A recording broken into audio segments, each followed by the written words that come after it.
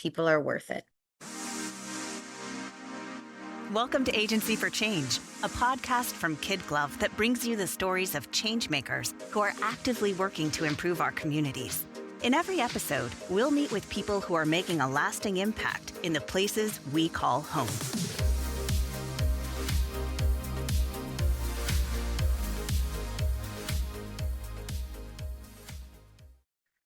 Hey everyone, welcome back to the Agency for Change podcast. This is Lynn Weinman, President and Chief Strategist of KidGlov. And today on the podcast, we are speaking with Ashley Wilksen. She is the Director of Operations for the Mental Health Association of Nebraska, also referred to as MHA. They've been around for 25 years, and over that time, they have put together a variety of unique and innovative services to help those who are living with mental health issues, trauma, substance use, previous incarceration, oppression, or other big life events. I can't wait for you to hear their story and how they are addressing some of life's biggest challenges, both for humans and for communities. So here we go. Ashley, welcome to the podcast. Thank you. Thank you so much for having me. Absolutely. I'm really looking forward to talking to you, and I'd love to have you just start by telling us more about Mental Health Association of Nebraska. Absolutely. So MHA, as most of the community knows us as, has been around now. We just celebrated our 25 years. Ooh, congratulations. Thank you. It was a really big deal. There's been a lot over the last 25 years. We are a completely peer-run organization, meaning that everybody from the board of directors on down has their own experiences with mental health, with substance use, trauma, been previously incarcerated, or any other life-altering experiences. And we use those lived experiences to develop relationships with people. It started out with really just in the community. Yeah. And then has expanded a lot to being able to provide peer support in different ways and different avenues and different spaces. And that's really what all of our programs, just our foundation, is that intentional peer support. Cool.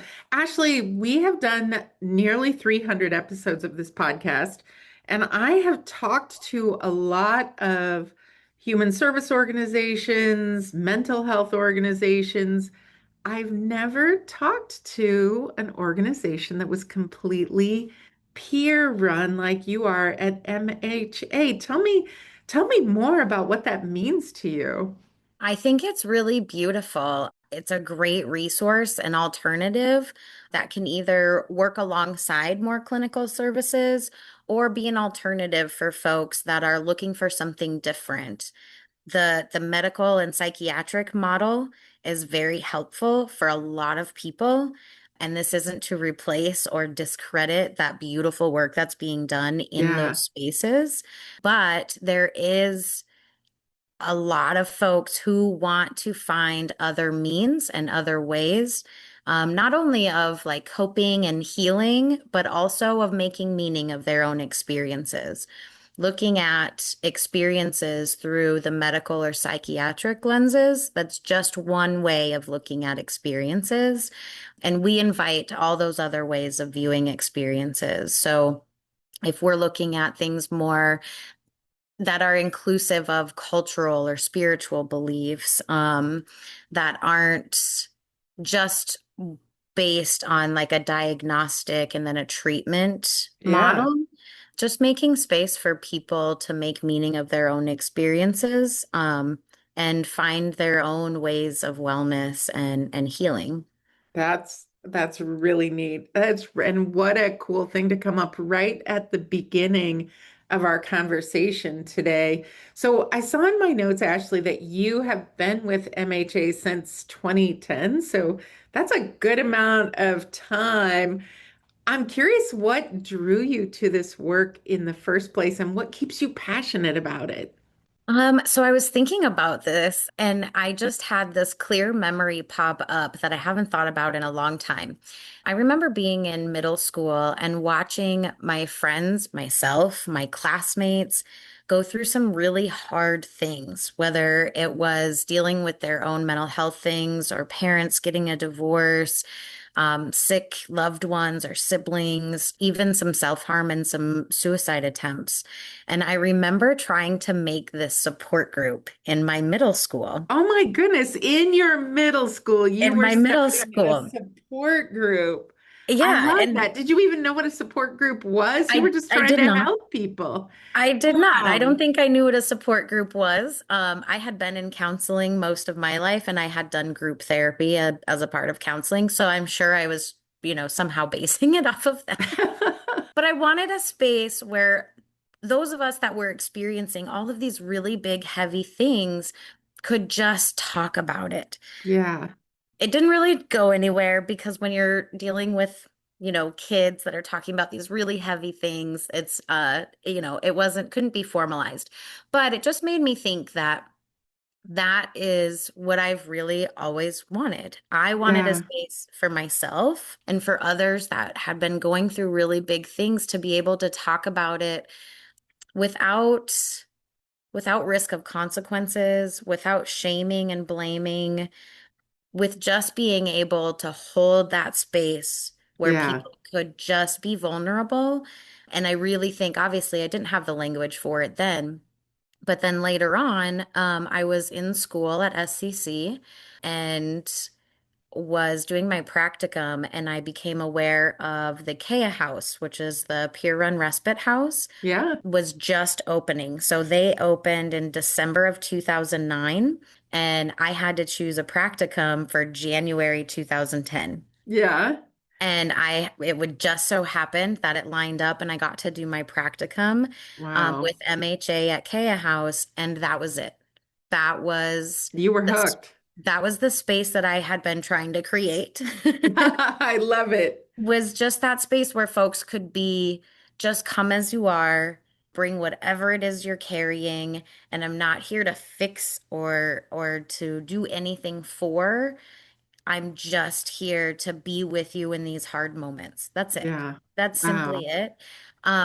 And so then that's just what happened throughout all these years with MHA. And I think that's what's kept me around so long is it started out at Keya House, but then I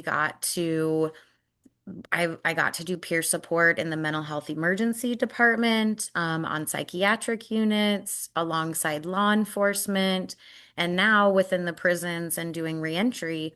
So really, I've gotten to help build all of these programs.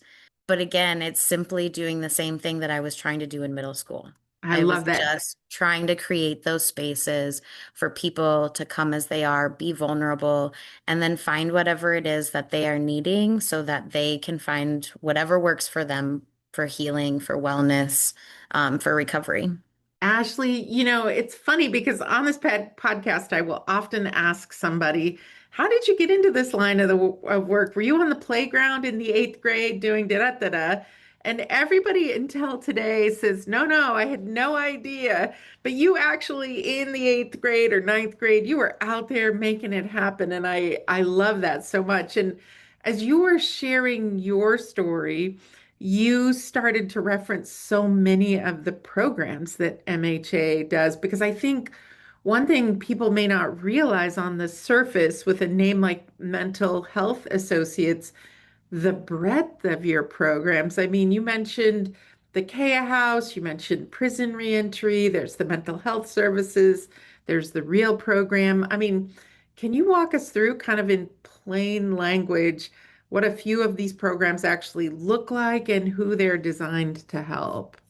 Yeah, so like I mentioned, the Keya House, that's a peer-run respite. So for folks that are dealing with any of those things that I listed, mental health, substance use, trauma, maybe loss, grief, any of those life-altering things, are welcome to come and spend up to 5 nights I almost describe it as a bed and breakfast, but we don't cook you breakfast. Trust me, you don't want me cooking you breakfast.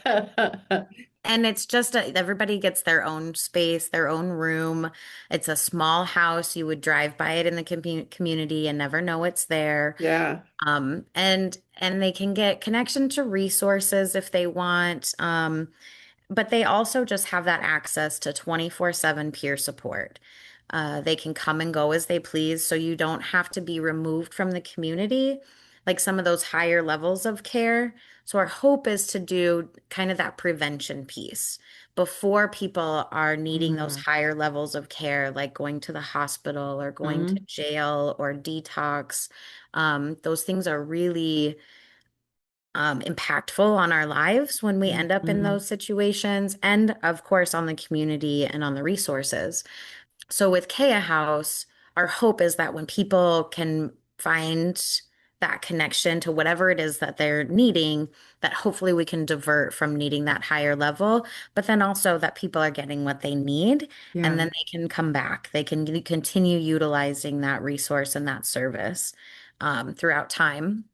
So that was our respite. We have the employment program, which is the Hope program. That's actually been on going on the longest. It started out Yeah. even a few years before Kaya did. And that is supportive employment, helping folks walk through that whole journey. Sometimes it can be really challenging, especially if they're navigating barriers with their benefits, with previous incarceration, some of those things that make it really difficult to find employment. And so they just provide that extra support, resources, developing relationships with employers that might be more apt to give those second chances. And then we have our benefits program, which I had kind of mentioned that kind of goes alongside with the Hope program with work. If folks are on benefits, but they're wanting to maybe work or work their way off of benefits, that can be really, really challenging to walk Yeah. through. There's that constant fear of I'm going to lose my benefits. I'm going to Right. lose my health care if I work too much. But there are programs and there are incentive programs to help people work their way off of benefits. It just can be really challenging and confusing to navigate. So we have our benefit specialists that can help with that.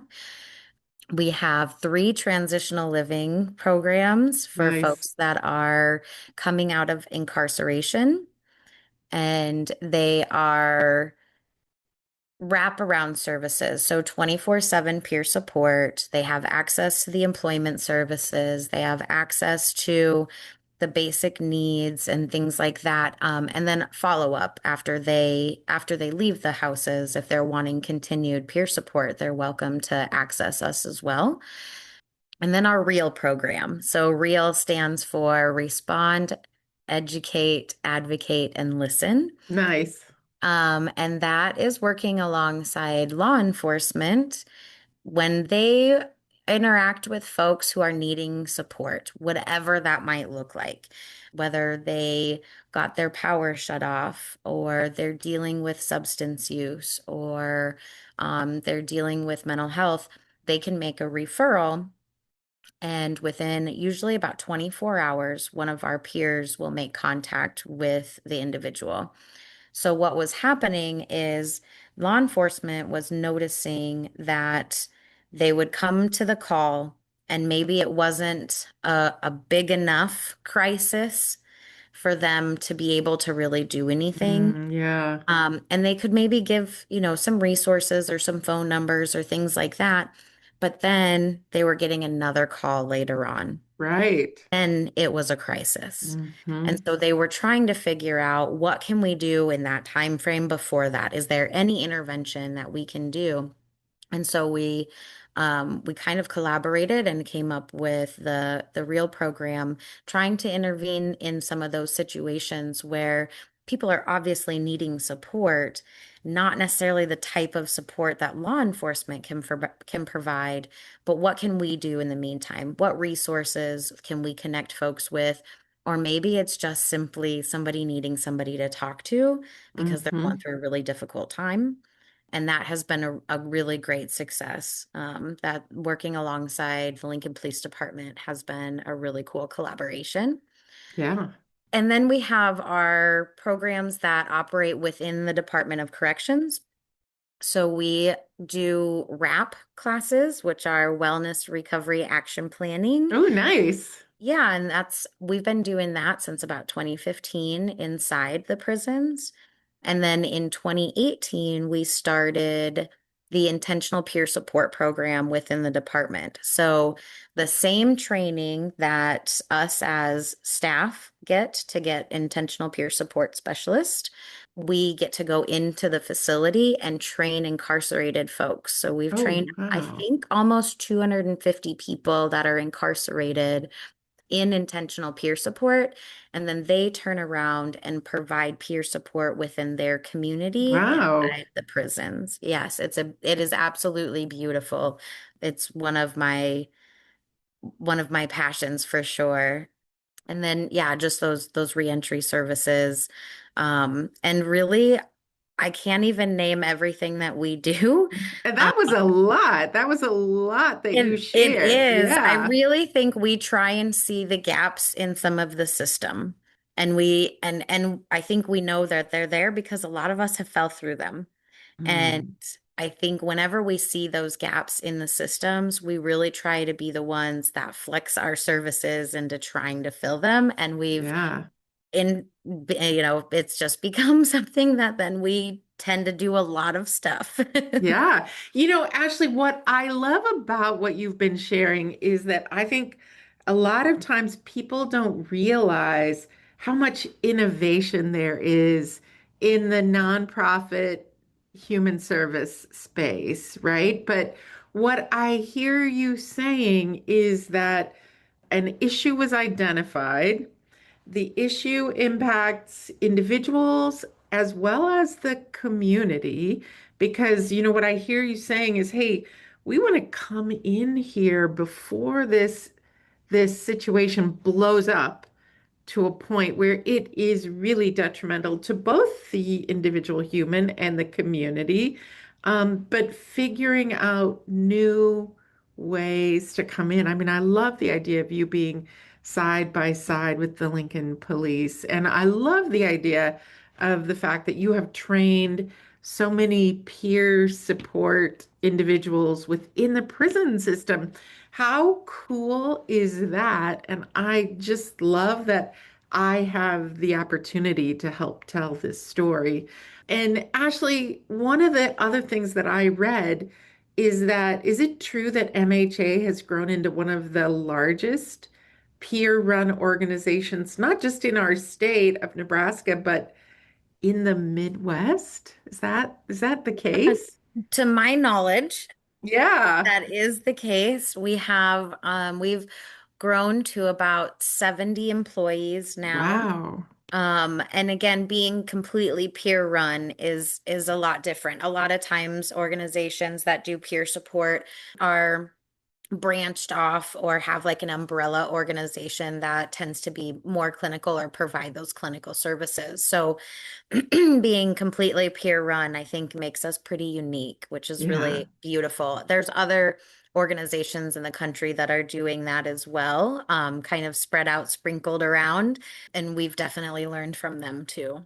Yeah, I'm really curious, and I wasn't planning to ask this question, but you've surprised me. Like I've learned a lot of things about MHA that I wasn't aware of. I know you have to be careful about protecting people's identities. Could you share a story with us, though, of somebody who's benefited from MHA's services and that peer support? Absolutely. So I'm gonna share one from several years ago, from my time at Keya House. Yeah. There was an individual who had been in and out of the regional center, had been in different group home settings. He had been labeled with, I believe it was intermittent explosive disorder. And he was very big, a big Yeah. man, and he was cognitively delayed, just he was still very intelligent, and he wanted to come to Keya.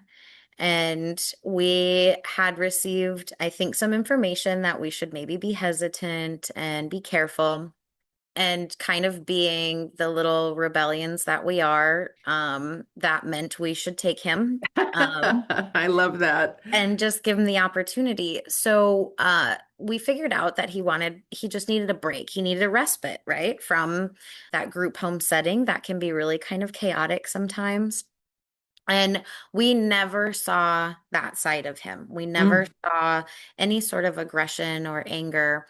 And he would come just every once in a while when he needed a break from his space. And and the more we worked with him, we developed a really cool relationship. He started doing things like making his own meals, which is not something that he had to do at the group home. There was just little things that we got to start just doing alongside him while he was staying at the house. Well, there was one time that there was two other guests in the house and they started just arguing, not really anything major, but I'm sure it was Yeah. over something small, but there started to be some tension and conflict in the room. And what we had noticed was this man got scared and Mm. he started, you could see it on his face that it was fear and he wasn't sure what to do. And so we simply asked, would you like to go for a walk? Like, do you want to get out of this space, get Hmm. away from this tension so it can cool down? And he was very excited about that and wanted to go for a walk. And it was completely fine. But what we then had through conversations with him had learned was that when there was heightened situations that were happening in the group homes, they were told to stay where they are and they Mm. couldn't leave that space. So, in his own attempts to get out because he was scared, he would end up doing things like breaking a chair or a Hmm. table or something like that just to get out of that environment. Hmm. And so we got to talk to him about what that looked like and what that meant and other options and things like that. And, we were told that he just wasn't capable of living on his own. He just didn't have the skills needed to be independent. But we had seen him so often and seen him grow so much and finding out what he needs. Like I said, he was now kind of going to the grocery store to prepare for his visit to Keya House. And so we asked one of the other community partners if they would partner alongside us and advocate for him to get his own apartment. And we were able to do that. And it was absolutely beautiful. He got to live in his own apartment. He got a cat that he Oh, was nice. absolutely just adored and in love with. And we got to see him, I mean, unfortunate for us, but less and less because he Yeah. did need those breaks from the Mm. environment that he was in. Then we got to the point where we only seen him for Christmas and Thanksgiving. Mm. He would come and spend the time with us. We absolutely loved it. He had this big, booming, infectious laugh. He Mm. was doing so well on his own. He stayed connected to us, even outside of Keya House. And he just continued to flourish. And then one year, I remember answering the phone shortly before Thanksgiving, and it was him. And I said, "Hey, are you calling to let us know we're going to see you on Thanksgiving?" And he said, "Oh, Ashley, I'm really sorry, but my friends from church asked me to come over for Oh. Thanksgiving this year, and I think I'm gonna go with them." And he Oh. apologized for not Yes. coming, but this was exactly what we had wanted, Yeah. right? We Yeah. wanted folks to have natural community supports, and he built that. He built that Yeah. for himself with the right opportunities and the right support. He didn't live strictly off the system anymore. He wasn't in an environment that wasn't good for him. He was able, like I said, to build those natural supports in his life where he needed us less and less. He knew we were there, Hmm. if he did, but it was just absolutely beautiful to watch over the years and get to be a part of just somebody's life, quality of life changing so Yeah. drastically. Yeah. Ashley, that is such a lovely story. And as you're telling it, there's several points in that story where you could imagine as a listener, things could have gone in a different direction that once again would have been very detrimental to the individual human as well as the community. And what I'm hearing you say is that through understanding and compassion and expertise, you were able to help someone find a very positive outcome. So I'm really curious. So my next question is, I'm going to guess we might have listeners who have never asked for help before, or, they're not quite sure what to do.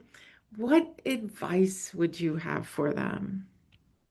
I think the biggest thing that I want people to know is that we all go through things that are Mm, really challenging. We all are impacted by life. And I hmm. know that some people's experiences are a lot more impactful than others, and they have a lot more lasting effects than others. Yeah. But even though we haven't experienced maybe similar things, we all have experienced those emotions. Hmm. I do peer support in the prisons, but I've never been incarcerated, so I don't know what that feels like. I can be curious to know what that feels like and believe you when you tell me what that feels like, but I can relate with emotions. I know what it feels like to feel alone, to feel helpless or hopeless. I know what it feels like to feel that things are out of my control. And so, whatever it is that people are dealing with, a lot of times we think that we're alone. A lot of times we think that nobody knows what this feels like. But as humans, we all experience the array of emotions. Yeah. And so maybe you're right. I don't know exactly what it feels like to be in your shoes, but I can relate to it because we all have experienced those kinds of emotions. And also, I believe you when you tell me what it is that you're experiencing. Yeah. And sometimes that's all we need. Sometimes we just need somebody to listen, to believe us, to validate our own experiences, and to really just be focused on that connection with each other rather than be focused on treatment plans or fixing people. And so, really reach out for that connection, Yeah. not necessarily reaching out for help, not necessarily reaching out because you need to be fixed, because I am a firm believer that we don't need to be fixed. We Yeah. need to be understood. And there are lots of people, especially within MHA, but lots of people out here that do want to just be with you, to find that connection, that space where you can just be you and feel belonging. And Mm. that's healing. That's healing for me. Wow. So, Ashley, if somebody wants to reach out to MHA, what's the best way for them to connect with you and find more information? I would say more information about our programs is on our website, which is mha-ne.org. All right. We're also pretty active nowadays on Facebook, on our Mental Health Okay. Association Facebook.